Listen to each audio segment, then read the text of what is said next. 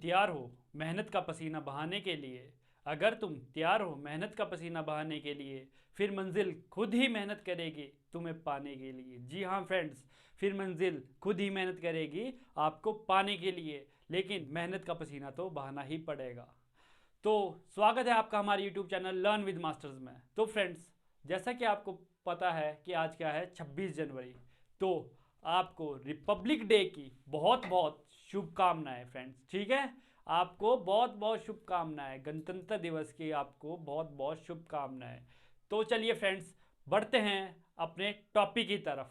तो जैसा कि आपको मालूम है, मैं आपको HP SSSB HPU JOIT की तैयारी करवा रहा हूँ, ठीक है फ्रेंड्स। तो चलिए शुरू करते हैं आज का टॉपिक। तो फ्रेंड्स, मुझे मैसेज आया था कि जो आपने DNS ये HTTP इनकी ये पढ़ाया है, तो ये इनकी हमें थोड़ा सा लिख के दे दो, कुछ डाटा मटेरियल दे दो। तो फ्रेंड्स, ये मटेरियल आपको कल शाम तक मिल जाएगा, ठीक है। और कहाँ पे मिलेगा? हमारे Telegram channel learn with masters, और इकट्ठा इकट्ठा लिखेगा लर्न विद मास्टर्स, ठीक है। छोटे में लिखेगा, सारे वर्ड छोटे में लिखेगा लर्न विद मास्टर्स। और इंस्टाग्राम पे हमें फॉलो करिएगा। और कोई भी अपडेट आती है तो मैं कहाँ आपको सबसे पहले देता हूँ, वो टेलीग्राम पर। कहाँ देता हूँ फ्रेंड्स? टेलीग्राम पे। तो टेलीग्राम हमारा जरूर ज्वाइन करिएगा। तो चलिए करते हैं आज का टॉपिक शुरू। इंटरनेट। अब इंटरनेट है क्या चीज़? कल मैंने आपको सब कुछ बता दिया था। अब इंटरनेट ब्रॉडबैंड कनेक्शन।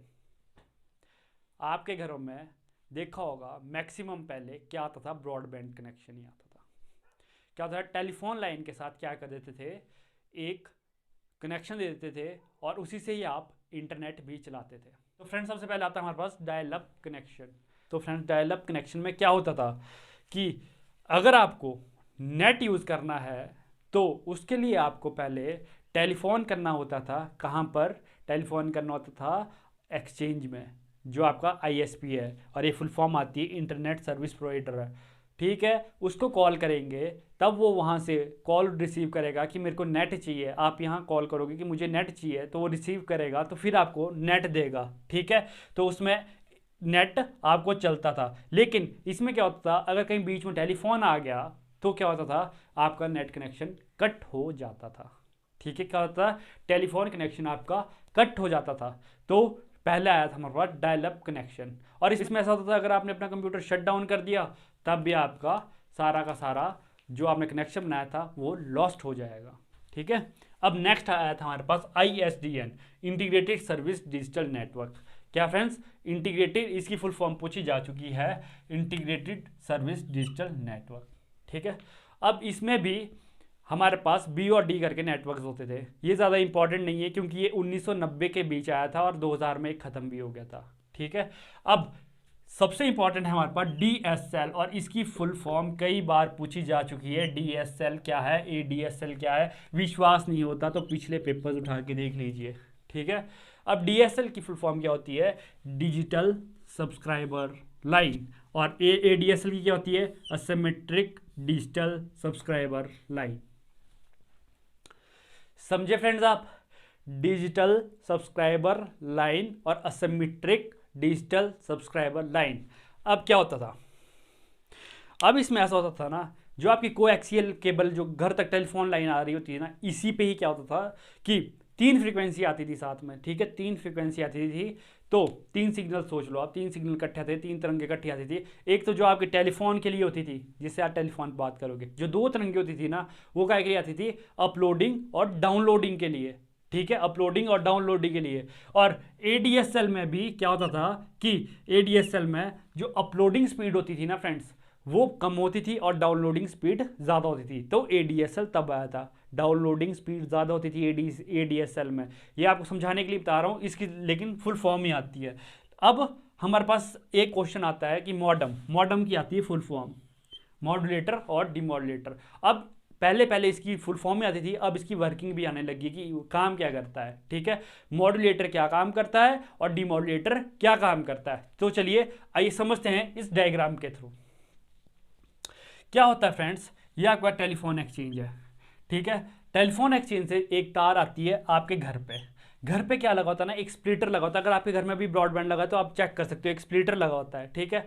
स्प्लिटर के आगे क्या होता है, दो तारें निकलती है, दो से, ठीक है। एक टेलीफोन के लिए जाती है, ठीक है, RJ11, एक टेलीफोन के लिए जाती है, एक मॉडेम के लिए जाती है, ठीक है। जो मॉडेम के लिए जाती है ना फ्रेंड्स, उसके आगे क्या लगा होता है, PC, ठीक है। अब ये काय के ऊपर काम करता है, DSL के ऊपर, डिजिटल सब्सक्राइबर लाइन के ऊपर। इसका टेलीफोन आए जाए कुछ इसका लेना देना नहीं है, नेट आपका चलता रहेगा, ठीक है। अब क्या होता है इसमें एक्चुअली फ्रेंड, मॉडेम का क्या काम होता है। मॉडेम का काम पूछा जाता है तो ये क्या करता है, डिजिटल टू एनालॉग और एनालॉग टू डिजिटल। अब एनालॉग डिजिटल आप कंफ्यूज हो जाओगे बहुत, इसमें मैं ज़्यादा चक्कर में नहीं पढ़ूंगा। आप कैसे बताता हूँ कि एनालॉग सिग्नल होते हैं ऐसे करके होते हैं, ठीक है, और डिजिटल सिग्नल हमारा ये होता है 0 1 0 1 0 ऐसे करके हमारा ये होता है, ठीक है। क्या होता है, मैंने आपको 1000 बार समझा रखा है कि जो हमारा PC है वो किसको समझता है, किस भाषा को समझता है, वो समझता है मशीन लैंग्वेज को, ठीक है। तो यहाँ पे क्या लगा होगा, यहाँ ये तो डिजिटल ही समझता है, और ये क्या समझता होगा, जो इससे बाहर की लाइन चल जाएगी ना, कंप्यूटर से बाहर चल जाएगी कोई चीज़, वो क्या समझेगा, वो समझेगा एनालॉग सिग्नल को, ठीक है। अब ये क्या चीज़ है, ये आपकी बाहर से तार आ रही है, बाहर से तार आ रही है, तो ये क्या समझता है, एनालॉग सिग्नल, ठीक है। अब जो मॉड्यूलेटर होता है ना फ्रेंड्स, जो आपका मॉड्यूलेटर होता है वो क्या करता है, यहाँ पे आपका मॉड्यूलेटर, मॉडेम का मतलब है मॉड्यूलेटर, देखो मैंने तभी इसको 20 से काटा है, मॉड्यूलेटर और डीमॉड्यूलेटर, ठीक है। जब यह मॉड्यूलेटर होता है ना, वो क्या करता है, डिजिटल से आपका एनालॉग सिग्नल में इसको कन्वर्ट कर देता है। कि अगर वो कंप्यूटर से कोई चीज़ बाहर जा रही है, कंप्यूटर से बाहर जा रहा है, तो उसको क्या, वहाँ क्या होता है, मॉड्यूलेटर लगा होता है जो डिजिटल को एनालॉग में कन्वर्ट कर देता है। बाहरी दुनिया में एनालॉग में सिग्नल जाता है, डिजिटल में नहीं जाता है, ठीक है। क्योंकि इसमें बाद में बहुत कुछ होता है, frequency modulation, pulse modulation, pulse PWM, बहुत ज़्यादा इसमें कंसेप्ट है, वो नहीं मैं आपको अंदर ले जाऊंगा, ठीक है। तो इसके थ्रू यहाँ से जब चल जाता है डिजिटल, कंप्यूटर से बाहर गया सिग्नल तो एनालॉग में चले गया, तो उधर क्या अलग होगा, मॉड्यूलेटर। अंदर आया, मैंने अंदर ले लिया कंप्यूटर, मैंने अंदर ले लिया, तो डीमॉड्यूलेटर हो गया, ठीक है। डीमॉड्यूलेटर क्या होगा, बाहर से एनालॉग से डिजिटल, देखो एनालॉग से डिजिटल, एनालॉग मैंने दिखा दिया ऐसा होता है, डिजिटल ऐसा होता है। कंप्यूटर के अंदर जो भी आएगा, अगर आपको ये याद नहीं रहता modulator to digital to analogue है, तो एक चीज़ से याद कर सकते हो आप, मोदक, मोदक लड्डू गणपति जी का, ठीक है। कैसे, मॉड्यूलेटर क्या करेगा, digital to analogue converter, digital to analogue converter, digital to analogue converter. और मॉडेम को दूसरी परिभाषा क्या कह जाती है, कन्वर्टर। और ये क्वेश्चंस देख लेना पिछली बार कितनी बार पूछे गए हैं HB/SSB के पेपर में फ्रेंड्स, कम से कम 5 से 6 बार पूछा गया है। HPU और HB/SSB और हाई कोर्ट के पेपर में मॉडेम हर बारी पूछा जाता है, मॉडेम की फुल फॉर्म क्या है। अब कई पेपर्स में मॉडेम का ये भी पूछा जाता है कि इनका काम क्या है, मॉड्यूलेटर का। अगर आपको ये समझ नहीं आया, ठीक है, तो प्लीज़ मुझे मैसेज करिएगा कि इसी द्वारा कंसेप्ट को समझाइए। मैं इसको आपको बहुत अच्छे से समझा सकता था, लेकिन वीडियो लंबी हो जाएगी और ये उतना ज़्यादा आपका काम का भी नहीं रहेगा पे, ठीक है। तो चलिए आइए करते हैं नेक्स्ट। तो फ्रेंड्स बढ़ते हैं नेक्स्ट टॉपिक, ईमेल की तरफ, इलेक्ट्रॉनिक मेल। अब मैं, आप सोचोगे कहाँ से आ गया, क्योंकि इसके बेस पे भी क्वेश्चन आते हैं, ठीक। ईमेल क्या है, आपकी इलेक्ट्रॉनिक मेल। जैसे आपके पोस्ट, पहले आप क्या करते थे, पोस्ट ऑफिस में जाके चिट्ठी देते थे ना, वही यहाँ पे अब इलेक्ट्रॉनिकली काम कर रहे हो। अब आपको पोस्ट ऑफिस जाने की जरूरत नहीं है, सब कुछ आप इसी पे ही काम कर रहे हो। लेटर लिखना है तो आप ईमेल लिखो और वो भेज दो आप जिसको आपने भेजनी है। अब मैं आपसे एक क्वेश्चन पूछता हूँ, ईमेल और जीमेल में क्या डिफरेंस है। अब देखो, जैसे पहले हमारे पास क्या होता है, हम जो भी कुछ भेजना होता था हमें, हम कहाँ से भेजते थे, पोस्ट ऑफिस के थ्रू ही भेजते थे, ठीक है। कोई कुरियर, कोई कुछ नहीं होता। अब अगर अब आपने भेजना हो तो किस किस चीज़ के थ्रू भेज सकते हो आप, आपको पता है ब्लू डॉट है, ऑन डॉट है, ये सारे आपके पास कुरियर सर्विसेज है, ठीक है। डिलीवरी है, बहुत सारी, अमेज़ॉन, बहुत सारी आपके पास कुरियर सर्विसेज है। अब आप किसी के थ्रू भी अपना कुरियर एक स्थान से दूसरे स्थान पर भेज सकते हो, ठीक है।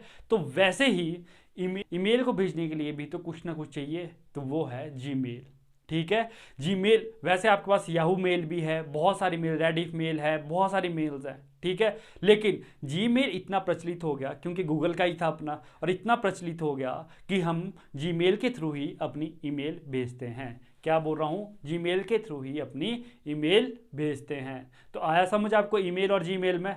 तो जैसे पहले आप सिर्फ पोस्ट ऑफिस से भेजते थे, ठीक है, लेकिन अब आपको पता है कि इतने सारे कुरियर्स आ गए, तो सबका अपना अपना महत्व है। तो आप मैक्सिमम कहाँ से करते हो, जीमेल से ही अपनी ईमेल सेंड करते हो।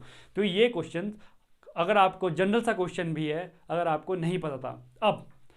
अब आता है SMTP, POP3 और IMAP4, ठीक है।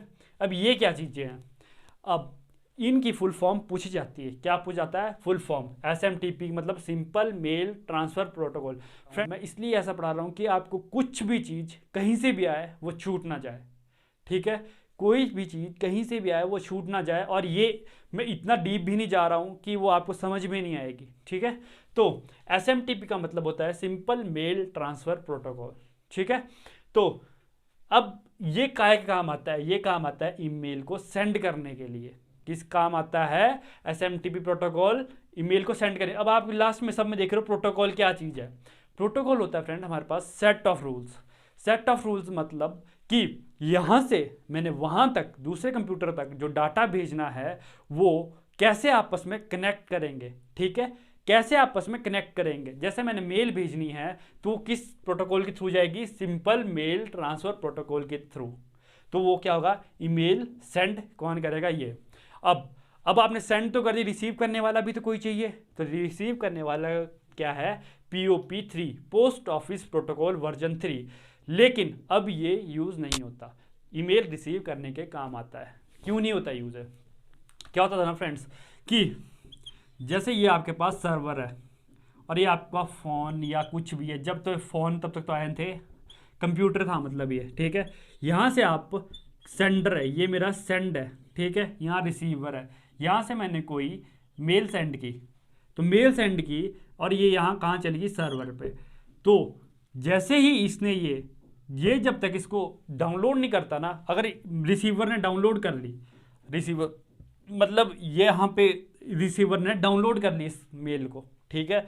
तो मेल जैसे डाउनलोड की तो वो क्या हो जाएगा, सर्वर से डिलीट हो जाती थी। आजकल आप जीमेल देखते हो तो वो कम, अगर आपकी 10 साल पुरानी जीमेल भी है तो वो भी अभी तक आपको जीमेल पे शो हो रही होगी, अगर आपने डिलीट नहीं की होगी।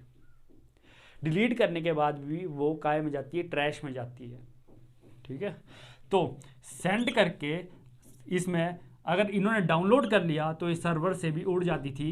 तो POP3 को हमने क्या किया, रिप्लेस कर दिया, कैसे, IMAP4 से, internet message access protocol. Internet message access protocol ये भी ईमेल रिसीव करने के लिए आता है, लेकिन इसमें क्या होता है कि सर्वर पे हमेशा के लिए ही डाटा सेव हो जाता है। चाहे आप डाउनलोड 1000 बार करो, चाहे 15,000 बार करो, लेकिन इसको उससे कोई मतलब नहीं है कितनी बार आप डाउनलोड कर रहे हो।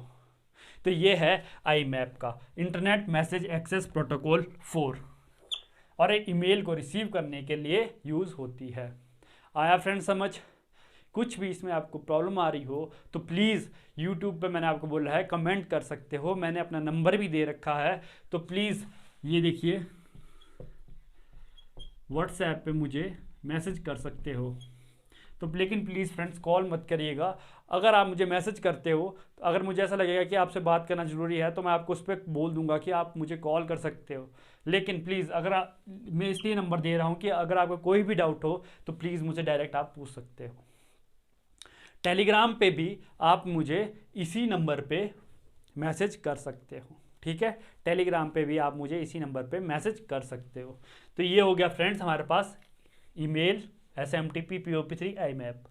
तो चलिए बढ़ते हैं नेक्स्ट टॉपिक की तरफ। अब आता है फ्रेंड्स हमारे पास वेब ब्राउज़र। अब वेब ब्राउज़र में कुछ ऐसे ऐसी टर्म्स हैं जो आपको जानना बहुत ज़रूरी है, जिनके बेस पे क्वेश्चन आते हैं। अब आप बोलोगे कि ऐसा नहीं होता, सबसे पहले तो देखो यही क्वेश्चन आता है कि which one of the following is not a web browser, आता है कि नहीं, इनमें से कौन सा वेब ब्राउज़र नहीं है। तो इंटरनेट एक्सप्लोरर आपके पास वेब ब्राउजर है, सफारी आपके पास एप्पल का वेब ब्राउजर है। किसका? एप्पल का वेब ब्राउजर है। Mozilla Firefox, Google Chrome, Google का, माइक्रोसॉफ्ट एज आपका माइक्रोसॉफ्ट वालों का वेब ब्राउजर है।